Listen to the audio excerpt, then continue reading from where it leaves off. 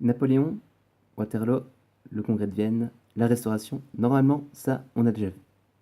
Aujourd'hui, ce qui va nous intéresser, c'est la situation politique et sociale en France de 1830 à 1871.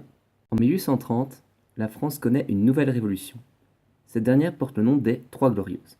3 journées qui vont voir l'union des différentes classes sociales et qui mèneront à la chute du roi Charles X. Toutefois, la monarchie autoritaire de la Restauration n'est pas remplacée par une république, mais par une monarchie, cette dernière étant beaucoup plus libérale. Et c'est le roi Louis-Philippe Ier qui montera sur le trône. Roi fortement reconnaissable par sa tête en forme de poire. Toujours en 1830, Louis-Philippe Ier rédige une charte constitutionnelle, une sorte de contrat entre la royauté et le peuple français. Cette charte constitutionnelle est davantage libérale par rapport à ses précédentes. En effet, car les Français peuvent, en échange d'une certaine sorte d'argent, obtenir le droit de vote. C'est ce qu'on appelle le suffrage censitaire. Toutefois, ce nouveau type de suffrage marque une certaine rupture sociale au sein du peuple français. En effet, les gens issus du prolétariat, c'est-à-dire les couches sociales les plus pauvres, ne peuvent pas se permettre de payer l'impôt, tandis que les gens issus de la bourgeoisie, c'est-à-dire les personnes les plus riches, elles le peuvent, c'est-à-dire qu'on distingue deux classes de citoyens. De même, cette constitution, bien qu'étant beaucoup plus libérale, n'a pas de séparation des pouvoirs, car le roi possède à la fois le pouvoir exécutif, c'est-à-dire la direction du pays, et le pouvoir législatif, c'est-à-dire la rédaction des lois. Au début du XIXe siècle, la France n'échappe pas à la révolution industrielle et aux questions sociales qu'elle soulève. En effet, comme partout ailleurs en Europe, les conditions de travail des ouvriers sont très difficiles, et la colère gronde dans les usines. Tocqueville s'inquiète. Regardez ce qui se passe au sein des classes ouvrières. Ne voyez-vous pas qu'il y se répand des opinions qui ne visent point seulement à renverser tel gouvernement, mais la société entière?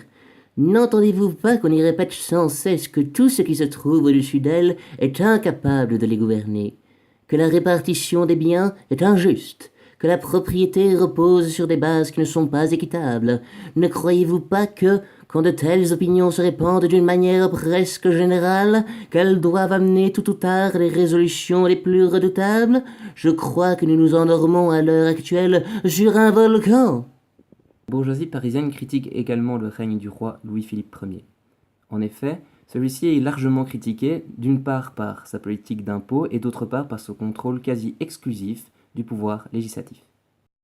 En 1848, la monarchie est donc fragile en France. On a deux camps qui veulent s'y opposer.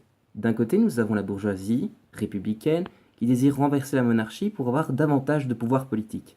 Et de l'autre côté, les ouvriers, typés plutôt socialistes, qui eux désirent renverser la monarchie pour mettre en place un régime marqué par le socialisme. En février 1848, c'est la révolution. Bourgeois et ouvriers s'unissent contre la monarchie et l'armée. Ces dernières ne peuvent pas faire le poids. Louis-Philippe abdique et s'exile. La République est proclamée. Bien que la République soit proclamée, les ouvriers sont toujours en colère. En effet, ces derniers, inspirés par les idées de Karl Marx, considèrent qu'il est temps de faire la révolution du prolétariat et qu'il doit se débarrasser de leur ennemi de toujours, la bourgeoisie. Du côté des bourgeois, l'objectif est tout autre. En effet, ces derniers ont fait la révolution afin de renverser la monarchie et de transformer la France en république. Et dans ce nouveau régime politique, la bourgeoisie aurait dorénavant désormais beaucoup plus de pouvoir. On constate donc une profonde division au sein de la société française. En effet, les bourgeois décident de mettre en place une république bourgeoise, tandis que les ouvriers désirent mettre en place une république socialiste. Et cette division va mener à l'insurrection de juin 1848. Paris s'embrase et on dresse des barricades dans presque toutes les rues. Les ouvriers socialistes décident de se révolter et prennent les armes.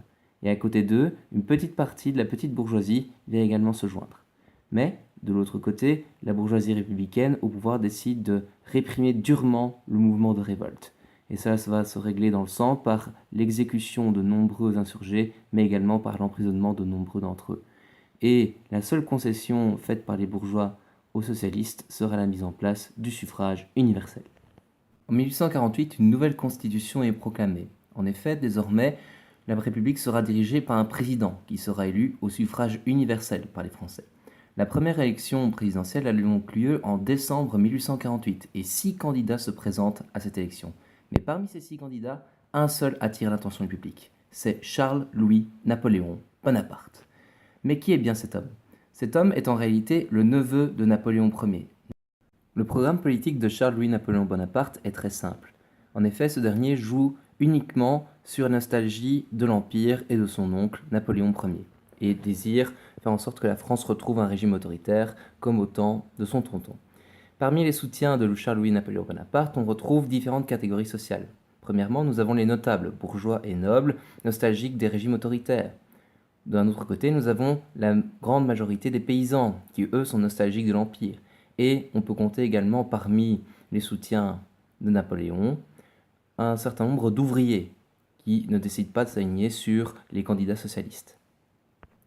Le large soutien des bonapartistes permet l'élection de Charles-Louis-Napoléon Bonaparte à la présidence de la République, avec un score exceptionnel de 74% des voix. Bien que le soutien populaire de Charles-Louis-Napoléon Bonaparte soit exceptionnel, on se rend compte au fait que son pouvoir est particulièrement limité.